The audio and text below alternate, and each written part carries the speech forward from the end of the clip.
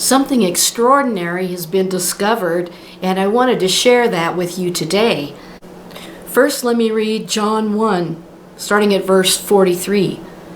The next day, Jesus, Yeshua, decided to go to Galilee. He found Philip and said to him, "Follow me."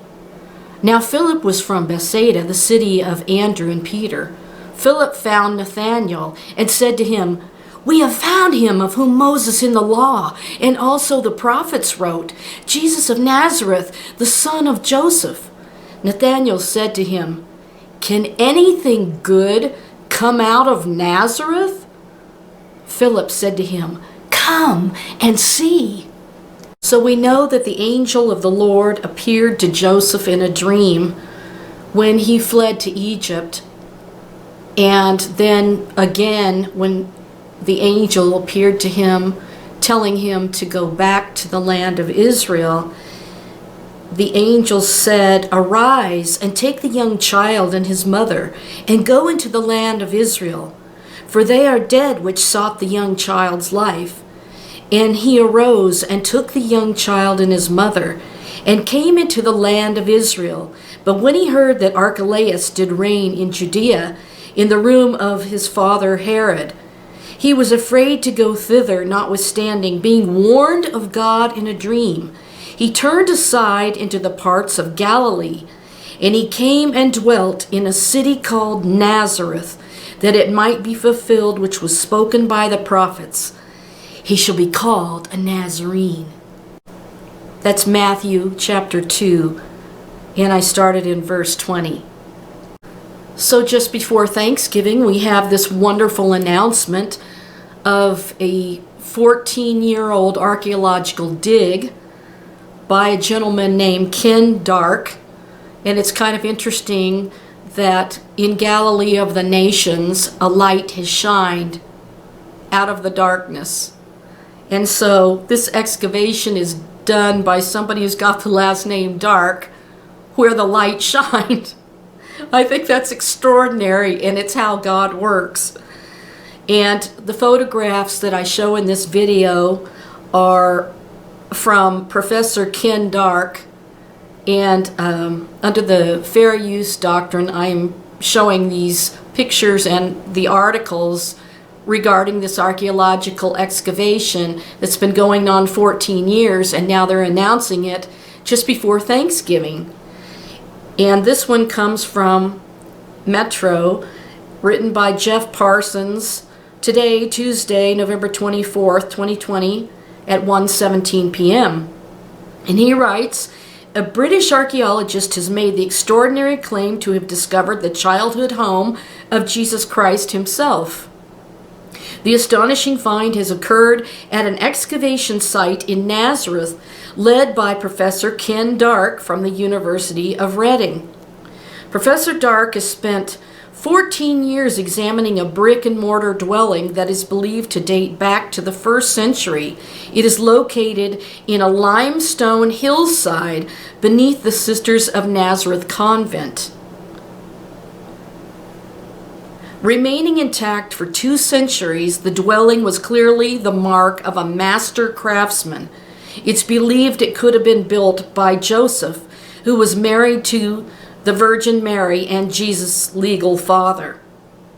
Originally, the nuns of the Sisters of Nazareth Convent carried out excavations up until the 1930s, following the assertion of a famous biblical scholar called Victor Guerin in 1888 that it was Jesus' home. They never found any proof, but further work was carried out between 1936 and 1964 by a Jesuit priest. That second round of exploration didn't turn up anything, and the location fell dormant until Professor Dark started a new project there in 2006. He published an article in 2015 suggesting it was the home of Mary and Joseph. And ironically, that is when my book was published, 2015, Revealing the Messiah, King of Israel. Kind of an astounding connection.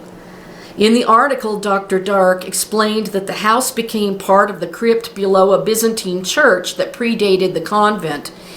He identified it as the Church of the Nutrition described in the 7th century pilgrim account De Locis Sanctis, so called because it was built to encapsulate the house where Jesus was brought up.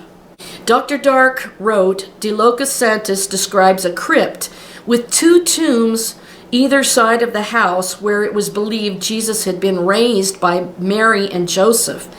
These features are present at the Sisters of Nazareth site. Was this the house where Jesus was brought up? It is impossible to say on archaeological grounds, but nor is there any archaeological reason why such an identification need be discounted. What we can say is that the Byzantines probably believed that it was. Joseph is well known to have been a carpenter, but was also referred to in the New Testament as a tekton, a craftsman who would have been capable of building the home. It stands to reason he would have built the dwelling that Dr. Dark has been studying. 5 years of intensive research on the fieldwork data has consolidated the evidence for the 1st century house and 4th, 5th century churches, shedding new light on them, Professor Dark told the Mail Online. It has become clear that whoever built the house had a very good understanding of stoneworking. This would certainly be consistent with what we might expect from the home of a tekton, the term used for Joseph in the Gospels, which, although usually translated as carpenter, actually means a craftsman associated with building. According to the archaeologist's 21st century work, has now completely reinterpreted and redated the site, and the team have identified new archaeological features, including walls. Meanwhile, the Sisters of Nazareth Convent is in the center of modern-day Nazareth. While we can never be completely sure, all the evidence suggests this could have been the place where Jesus Christ spent his childhood years. So that article was from Metro News. All the photographs from these articles are copyright of Ken R. Dark, the excavator of the site in Nazareth.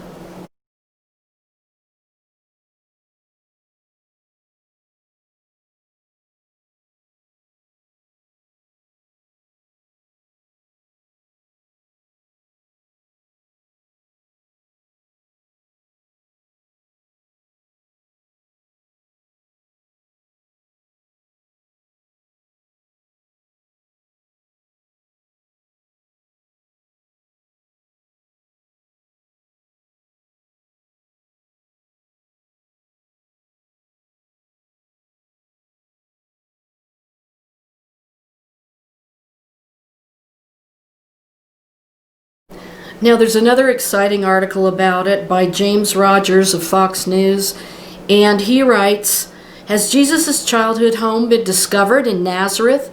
A partly rock-cut early Roman period house was found at the historic site. A UK archaeologist is shedding new light on the fascinating ancient site beneath a convent in Nazareth. In his new book, The Sisters of Nazareth Convent, Ken Dark, a professor at the University of Reading, examines the archaeological history of the area beneath the Nazareth Convent, which is said to be the location of Jesus' childhood home. The research notes that a partly rock-cut early Roman period house was found at the historic site, as well as evidence of Roman-era quarrying and burial, a well-preserved cave church, and major surface-level Byzantine and Crusader churches. The location of the cave church and later churches are believed to be linked to the ancient house. In 2015, Dark identified the 1st century AD house within the crypt or cellar of the Byzantine church that was later built above it. The house and the remains of the Byzantine church are preserved within the Sisters of Nazareth Convent.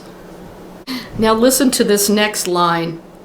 This is certainly a site which sheds a lot of light on what it was like in the 1st century Nazareth, and there is no reason to discount the possibility that the people who built the Byzantine church there might have been correct in identifying the 1st century house as Jesus' childhood home, Professor Dark told Fox News via email.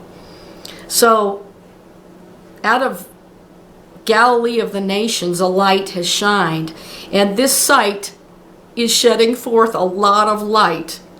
Jesus' childhood home, and excavated by Ken Dark. This is the way God operates. It's just so amazing. In his research, Dark explains that the first archaeological discoveries at the site were in the 1880s, which led to a series of excavations by the convent's nuns until the 1930s. The site was then investigated by Henri Senès, a Jesuit priest and former architect based in the Pontifical Biblical Institute at Jerusalem. Senès worked there from 1936 and 1964, making detailed drawings of the structures discovered by the nuns, but did not publish any academic papers or research on the site, according to Dark. The site was then largely forgotten by experts. In 2006, Dark set up a new project to reinvestigate the site and examine the earlier research. The archaeologists found that the first century house on the site subsequently formed part of a quarry and then rock-cut tombs. After burials ceased at the site, perhaps in the 4th century, a cave church was constructed in the hill adjacent to the 1st century house. According to notes on the research emailed to Fox News, a large surface-built church was built probably in the 5th century above both the 1st century house and 4th century cave church. The large and elaborate church complex may have been the Cathedral of Byzantine Nazareth and survived through to the 5th and 7th centuries, possibly described as the Church of Nutrition in De Locus Sanctis, a 7th century work by the Irish monk Adamnan. And of course, Jesus was the second Adamnan.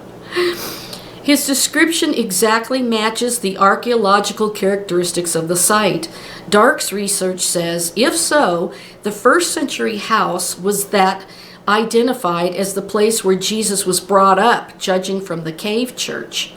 The cave church is probably the one described in a 4th century account of Nazareth by the pilgrim Egeria. According to the research, there is no archaeological reason why that identification is impossible, although it is unable to be proved using any available archaeological or written evidence, the research says. Last year, in a separate project, the room venerated as the site of Jesus' Last Supper was revealed in stunning detail thanks to remarkable 3D laser scanning technology. Now here's some additional information about Jesus' home there, and this one is from the Daily Mail. It says, Jesus' home, artifacts at the site included broken cooking pots, a spindle whorl, and limestone artifacts.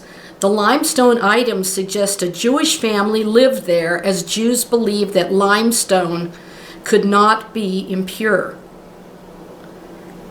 And I just have something that is in my book about the garden tomb and the limestone, and it's truly spectacular.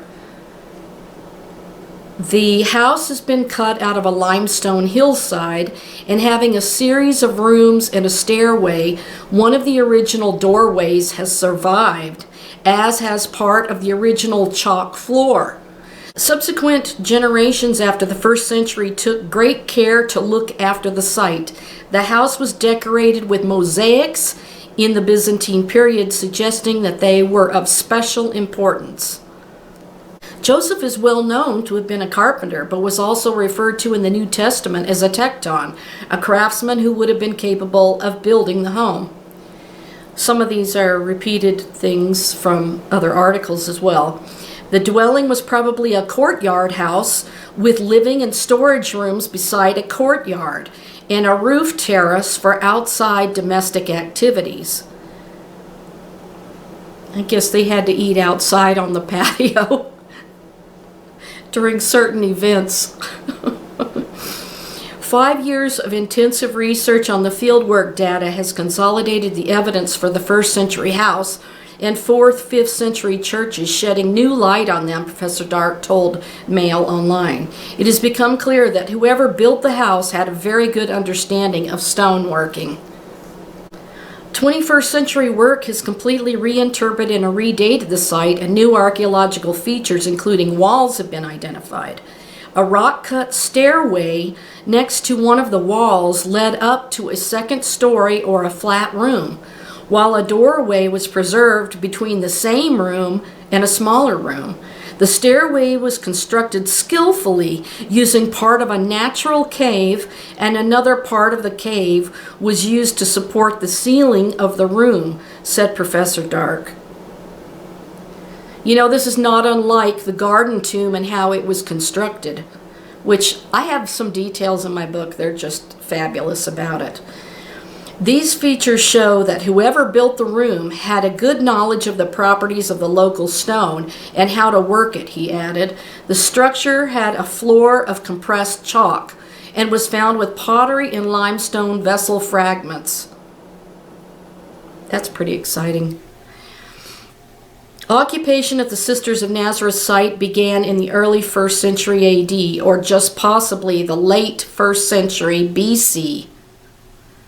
Following Jesus' death and the spread of Christianity based on his teachings, a cave church was constructed in the hill adjacent to the 1st century house around the 4th century. This cave church was elaborately decorated with mosaics and had fittings related to public worship, including a screen made of white marble. Another larger surface-built church was then built probably in the 5th century above both the 1st century house and the 4th century cave church. This second church was also decorated with mosaics and had marble column capitals in architectural decoration. You know, that's just kind of like representative of the Holy Temple in Jerusalem on Holy Mount Moriah. It had columns and capitals as well. And of course, Jesus always went to the temple in Jerusalem, and he was there teaching and talking about the holy word of God all the time. Once constructed, the initial 4th century church would have preserved the site until the bigger church was built a century or so later. The later church was the largest in 5th to 7th century, that is Byzantine Nazareth, Professor Dark told Mail Online. Whoever built that with the house, preserved and probably venerated in its crypt, must have thought it pretty significant site in religious terms, especially given what texts tell us that Byzantines perceived to be other places of religious importance in the center of Nazareth. This suggests that the 5th century church over Jesus' home was considered at least as important. Also, only one other Byzantine church of the many built in the Holy Land was constructed over to preserve a 1st century house. The church above the supposed house of St. Peter at Capernaum, which is another site associated with Jesus and the Gospels. This suggests that displaying a house in this way was something really unusual and significant, said Professor Dark. It also begs the question of how did the church builders know these were 1st century houses unless some tradition about them remained? None of this, of course, proves that the 1st century house was that where Jesus was brought up, but it considerably strengthens the case since it was first reported in 2015, he told Mail Online. The ancient house was first identified as significant in the 1880s after the chance discovery by nuns of an ancient cistern. Then the article goes on to repeat some information I've already stated. And according to Professor Dark, it says, consequently, the site was largely ignored as it was seen as insignificant. And he stated a research project to reinvestigate the site in 2006, including artifacts in the Convent Museum that got the excavation started again. Professor Dark details the project in his new book, The Sisters of Nazareth Convent, a Roman period Byzantine and Crusader site in central Nazareth. I find this story very exciting because of certain things the Lord showed me that are in my book about just, I can't really go into detail about it, but there's things that are written in my book that coincide with the finding of this place. And if they all come together, it's going to be an enormous, incredible, awe-inspiring moment that you're never going to forget. That word tecton is Strong's 5045 in Thayer's Greek lexicon, and about carpenter. And it says a worker in wood, a carpenter. Interestingly, it says akin to some of these other Greek versions of the word, hence properly begetter. And Jesus was called the only begotten of the Father. The word carpenter is also used as an artisan. I find it very interesting to note that the word carpenter in Strong's Exhaustive Concordance is from the base of the word timoria, an artificer as producer of fabrics, especially a craftsman in wood, carpenter. So could their family have been producing fabrics as well? Now that's interesting about the fabric and artisan and all of that, because it said that artifacts at the site included broken cooking pots, a spindle whorl, and limestone artifacts. So not only was a carpenter skilled in woodworking and stonemasonry, but it's interesting that they found this spindle whorl, and the definition says it is an artisan of fabrics. Now this is just something that I'm adding to what they were talking about, that the Lord is showing me about the spindle whorl and about a carpenter also having to do with fabrics.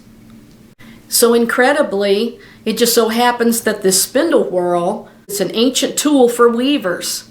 So it's interesting that they found the spindle whorl there in Jesus' home in Nazareth, because it says in Wikipedia, a spindle whorl is a disc or spherical object fitted onto the spindle to increase and maintain the speed of the spin. Now this is when they're weaving fabric, and for ages the whorls have been made of many different materials: amber, antler, bone, ceramic, coral, glass, metal, iron, lead alloy, and wood, oak. Some types of local materials have been also used, such as chalk, limestone, mudstone, sandstone, slate, and soapstone. Now interesting that the floor of Jesus' house was compressed chalk. Now I don't know if the spindle whorl that they found was chalk or not, but that's quite interesting. While further researching this, I discovered that a spindle whorl is one of several tools used by textile producers, and it is an artifact that is just about as universal in form as we humans make. A spindle whorl is a disc-shaped object with a hole in the center, and it is used in the ancient art of making cloth. The presence of a spindle whorl on an archaeological site is an indication of the technological advance of textile production called spinning. And that information was by thoughtco.com by K. Chris with a K Hurst, updated November 25th, 2019. And then she goes on to say, spinning is the process of creating cords, yarn, or thread from a raw plant, animal, or even metal fibers. The resulting yarn can then be woven into cloth and other textiles, producing clothing, blankets, tents, shoes, an entire range of woven materials that make our human lives supportable. Spindle whorls are not necessary for making cords or threads, although they vastly improve the process, and they appear in the archaeological record during the Neolithic period worldwide at various times. Anthropologists have defined three basic types of spinning which use spindle whorls. Drop spinning or free spindle. The spinner walks or stands as she spins. Supported or stationary spinning. The spinner is seated and the spindle is supported in a bowl or other container. Thigh spinning. The spinner is seated and the spindle is rolled between the thigh and the palm of the hand. In spinning, a weaver builds a spindle by inserting a wooden dowel through the hole in a spindle whorl. The raw fibers of plants or animal wool, called roving, are attached to the dowel, and the spindle is then made to rotate in a clockwise or counterclockwise fashion, twisting and compressing the fibers as it collects them on top of the whorl. If the spindle is rotated clockwise, the yarn produced has a Z-shaped pattern to the twist. If rotated counterclockwise, an S-shaped pattern is created. Now, these are just things that I'm researching based on the discovery that they found in Jesus' home in Nazareth. So let me repeat that Strong's Exhaustive Concordance, the word carpenter, from the base of Timoria, an artificer as producer of fabrics, especially a craftsman in wood, carpenter. And of course, that includes stonemason as well. And the word craftsman also includes a jeweler, or one who sets gemstones in a bezel. And of course, Bezaleel was the great craftsman. He was the creator of all the things that Moses told him what to build, and he could do anything. He could do ornate designs and set gemstones in a bezel. And I'm sure that the word bezel came from Bezaleel.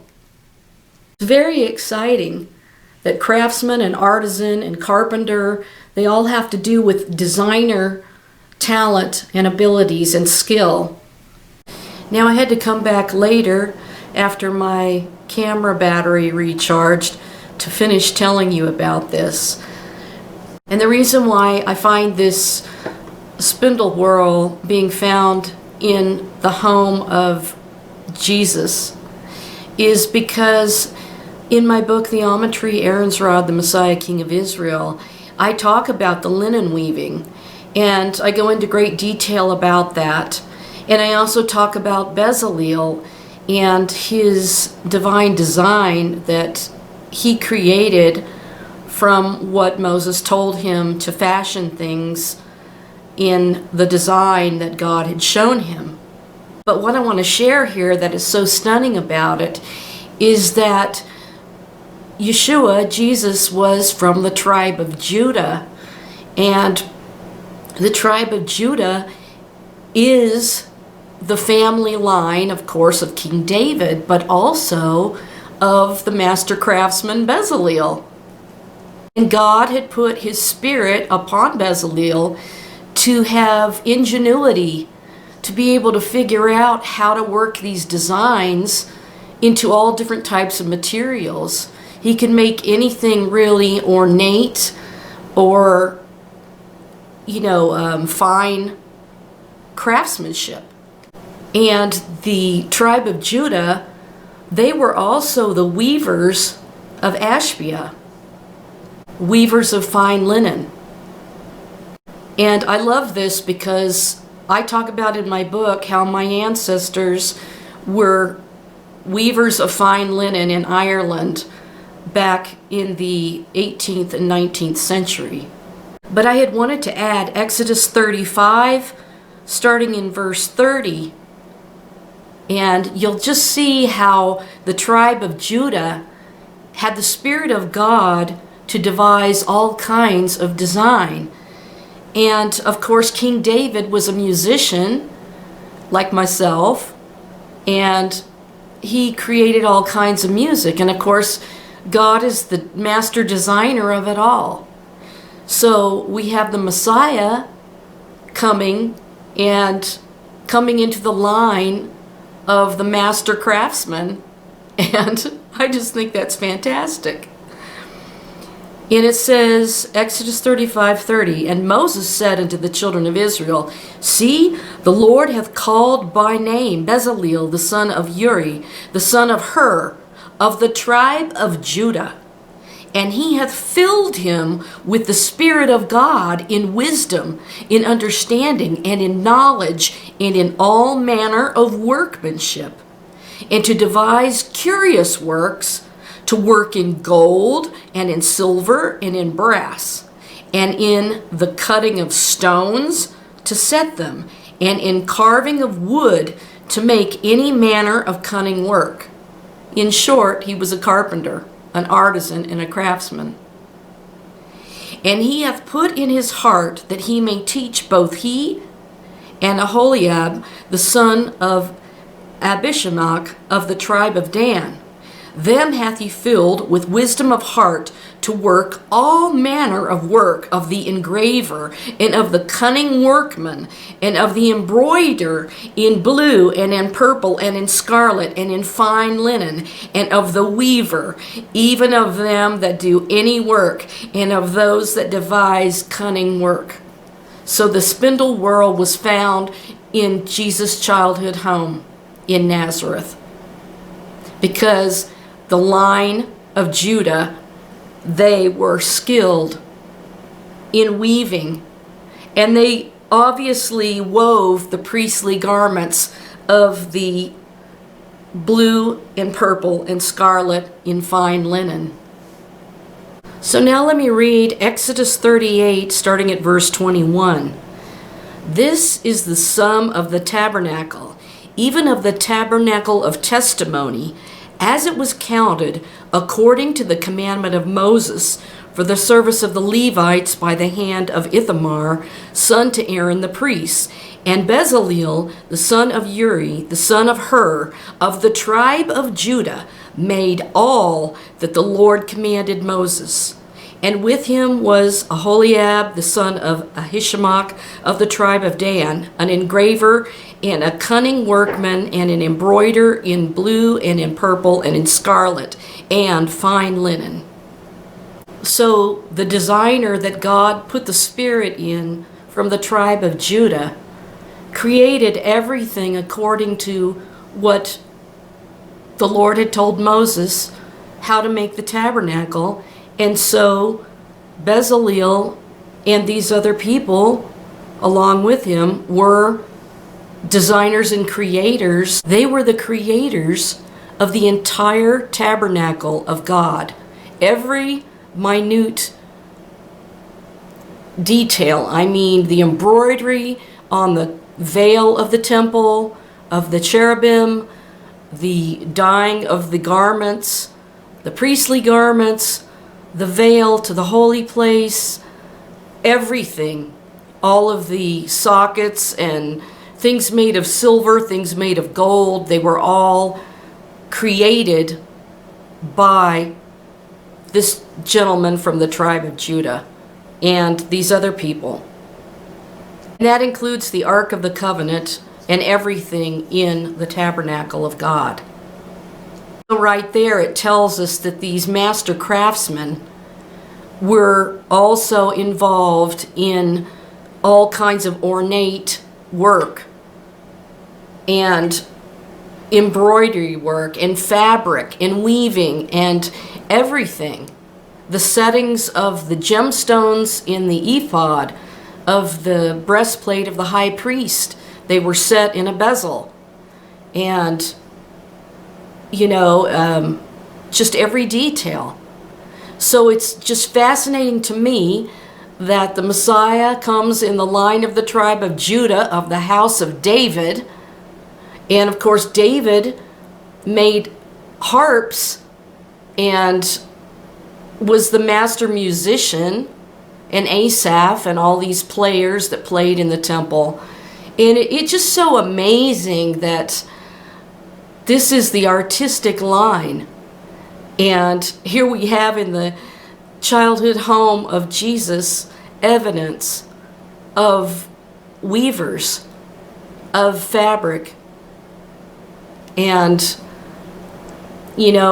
columns with capitals on them. So I just think that that is fascinating. And if you want to read more about what I said about the linen weaving and all of this about Bezalel, a lot of it is in my book already about the almond tree, Aaron's rod, the Messiah, King of Israel. And you will just love it.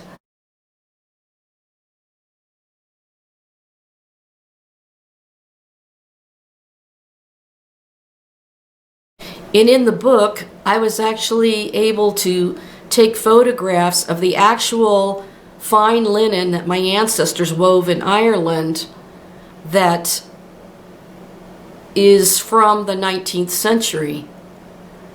So it's very exciting. Of course, in my book, I talk about the shroud and the sudarium, both made of fine linen as well. And in Revelation 5:5, it says, "And one of the elders said unto me, Weep not. Behold, the Lion of the tribe of Judah, the root of David, hath prevailed to open the book and to loose the 7 seals thereof." So they have evidence, basically, because these ancient Byzantine churches and then medieval churches were built on top of the Byzantine churches with the house underneath for, the church over it protecting it. And they had that same thing with Simon Peter's house in Capernaum. So the likelihood, and in evidences I have in my own book about the limestone and the weavers and all of this stuff, it just all comes together so stunningly. So that's the exciting news, that this archaeological dig has been going on for 14 years, and they're just basically unveiling now. I'll talk to you soon.